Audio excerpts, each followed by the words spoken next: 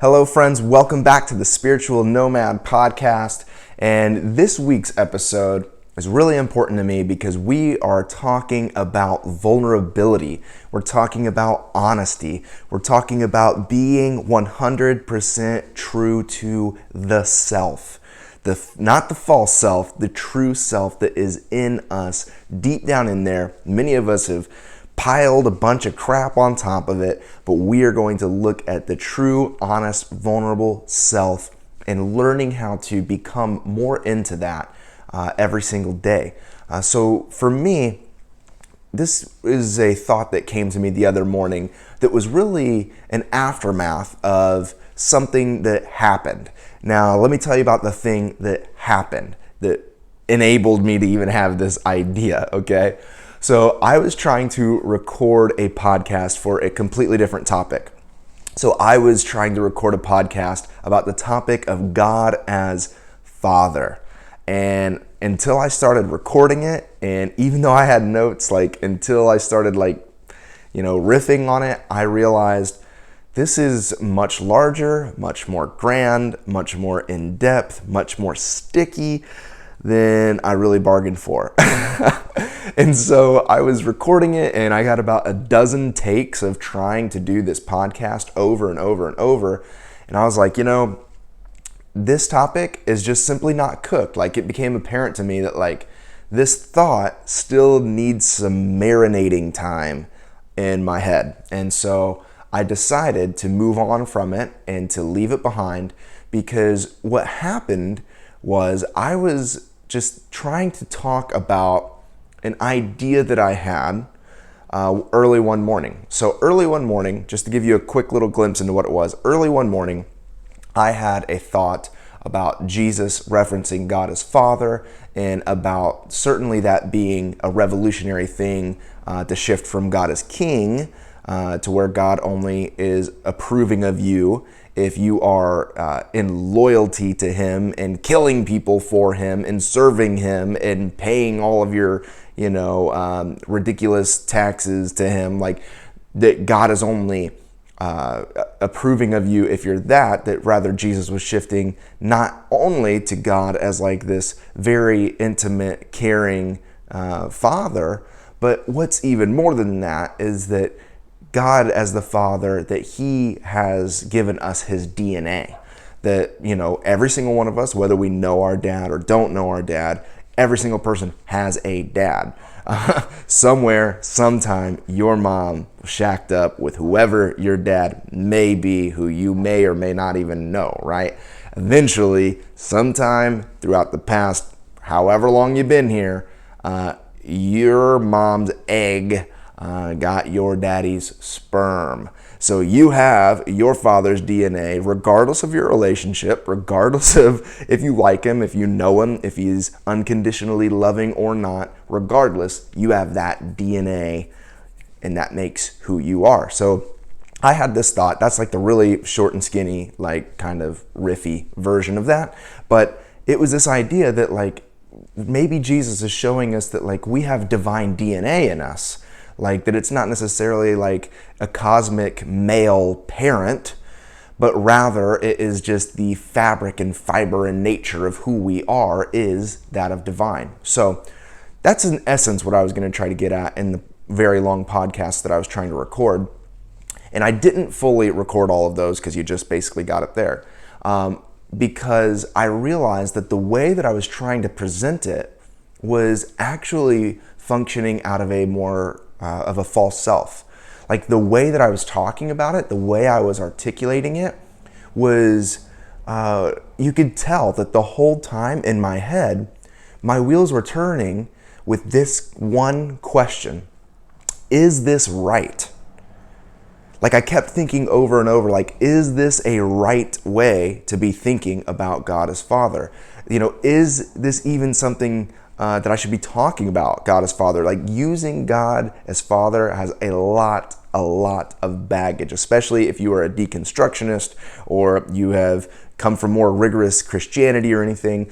Odds are, even me talking up to this point, you're probably somewhat annoyed that I'm even talking about it that much. So I'll digress at this point.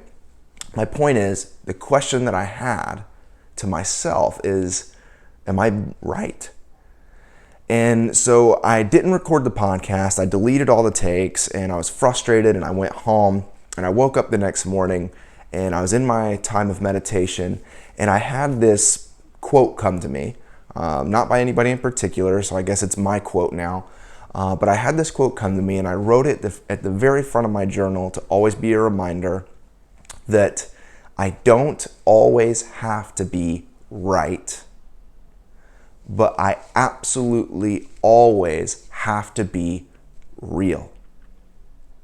That I don't have to always be right, but I have an obligation to always be real, to always be true to myself, to always be completely at the altar of my being. Because if not, I'm going to be functioning out of a place of trying to find acceptance in a particular group, or maybe in that, like I was dealing with my own baggage about God and my own fear of if this is, going to be considered orthodox or unorthodox, or who might this, make mad or anything like that. And I was so caught up into this internal dialogue of internal questioning while I'm trying to really teach an idea that it was not healthy or helpful. And honestly, it wouldn't have been healthy or helpful for any one of you to listen to or to watch me talk about. So that idea of always being real over always being right, I think, is so important. And it brings more of a human aspect to our living and to our being. Because see, I think for me, the frustrating piece about Christianity, and maybe it is for you too, is that everybody is so freaking concerned about having the right theology, having the right ideas, having the right friends, having the right tribe, having the right name for God. Everybody is so obsessed with having all the right stuff and being right. And frankly, I'm just so over that. Like, it seems so fake. It seems so plastic. It seems so lightweight. It just doesn't feel like people are being their true, genuine, authentic self. It seems to me like they're trying to play within a very, very, very strenuous set of rules and boundaries that have been adopted just by other people in their life. That there's not been any sort of real struggle. There's not been any sort of real dynamic, any real wrestling with the divine. It's just regurgitation. And every time we're regurgitating, we're constantly thinking about, is this in line? Is this right? Is this orthodox? Is this not orthodox? Is this too progressive? Is this too conservative? Is this too this or that? And my point with this is that we have to move to a place of realness. And in that place of realness, a transcendence happens that goes through any sort of right or wrong, that meets us right in that nitty-gritty, radical middle, to be able to allow us to filter out the things that we have adopted and exchange those for the things that God is really trying to stir and spark in us, that is original, that's genuine, that is absolutely true to our divine nature and absolutely true to our, dare I say, calling in life. So to me, having this metric of thinking about being real over being right has liberated me and freed me and given me authority and permission to be able to express things regardless of what it might be. And that's, friends, what we call the journey. That, like Alan once said, you are under no obligation to be the same person you were 5 minutes ago. We have an opportunity to express ourselves on a path and a journey that is functioning and flowing and fluid and full of life and full of spirit and full of love, that I think if we are always being genuine, if we're always being true, if we're always being pure to the true essence of our identity, which is that of our divine nature, hearkening all the way back to the beginning of the other episode that didn't work, that if we are listening to the Christ in us, that we will begin to see the hope of glory. And even as I say that, I'm like, oh no, am I referencing Paul? Am I going to frustrate people by referencing Paul? I don't know. It's what came to me. So I'm going to be real and I'm going to say it. And that's the point, is that we can get to a place to say, it belongs because it resonates. And because it resonates, that means it's a part of me. And if it's a part of me, then it has to have some piece of good in it. So that's my podcast for this week. That's the video for this week, is understanding that we don't always have to be right, but we have to always be real. And whatever sort of baggage that we're holding on to about our rightness, that we can literally lay that baggage down, that we do not have to hold on to that baggage any longer, that we are free because, man, I'm getting preachy here. The gospel message is liberation. It's freedom.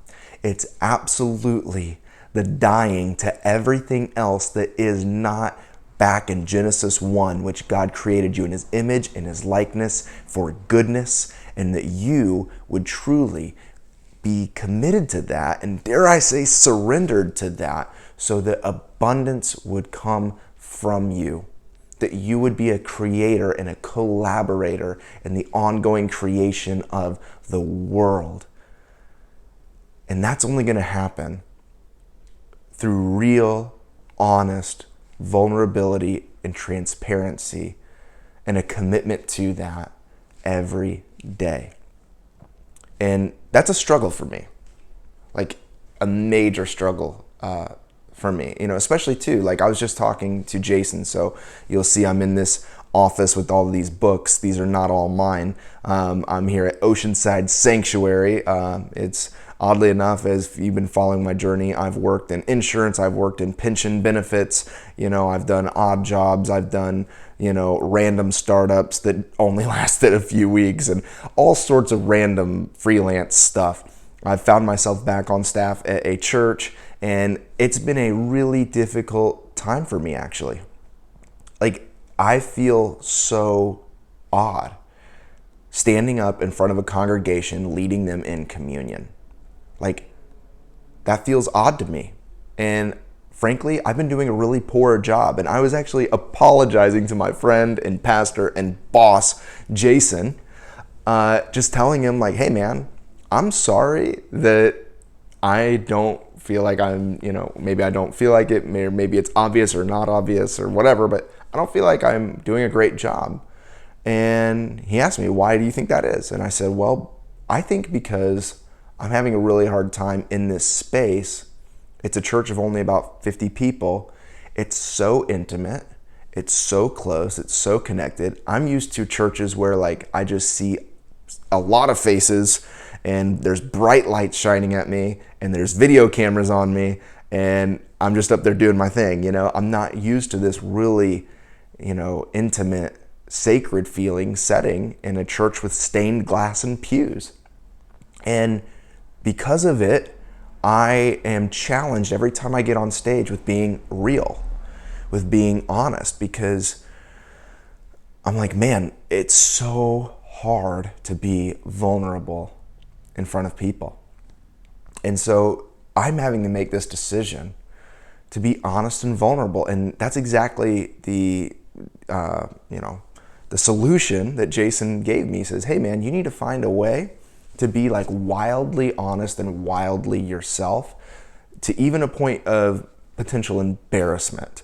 And that's the only way that you're really gonna break past this barrier of trying to hold yourself back and trying to really, not allow yourself to be given to vulnerability and giving yourself to freedom and liberation. And so he was essentially saying the way to liberation is through the emptying of yourself. I don't know about you, but that's exactly what Jesus said. But sometimes it just takes our friends and our leaders to reemphasize these things. And once again, I don't know where your relationship is with Jesus. I'm having a very odd coming back around to friendship with Jesus, and I'm going to make another podcast about that, because it's just really bizarre. Talk about that another time. But Jesus said that the last will be first and the first will be last, and that the humble will be exalted, right? That if you're proud, that you better watch out because you're about to get screwed, or that's my own interpretation of that. But the point is that if you try to protect yourself, if you try to protect your life, you will lose it. But if you give of yourself, and if you give of your life, and if you empty yourself, if you become in that place of vulnerability, if you give everything you have, then that is when you will find freedom and liberation and the good news that the kingdom of heaven is at work within you, liberating you and those around you to more expansive, inclusive, and free and liberating, and all of these buzzwords that I keep throwing around, all this stuff. That is when true life happens in unity with the ultimate reality that is, dare I say, God. So, we don't have to always be right. My communion, what I say during communion, doesn't have to always be right. What I say during my meditations here at church doesn't have to always be right. What I podcast about doesn't have to always be right. But what it has to always be is real. I have to always be real. And if I'm struggling with being real, it's probably because I'm too obsessed with how I look in being right. So that's that, my friends. That's what I'm going to work on. That's my encouragement to you, that we would continue to walk in the realness of who we are in the identity of our true self, with the Christ in us that brings us to greater places of freedom and enlightenment. So connect with me online, on social media, obviously on there way too much, The Spiritual Nomad, and I look forward to the next episode. We'll see what the next episode is. It may or may not be me sharing with you my obscure journey of reacclimating to Jesus and even a kind of charismatic version of that. It's bizarre. On the next episode, we will talk about that. Have a great day, friends. Subscribe, leave a review. Greatly appreciated. Love you. Have a great day.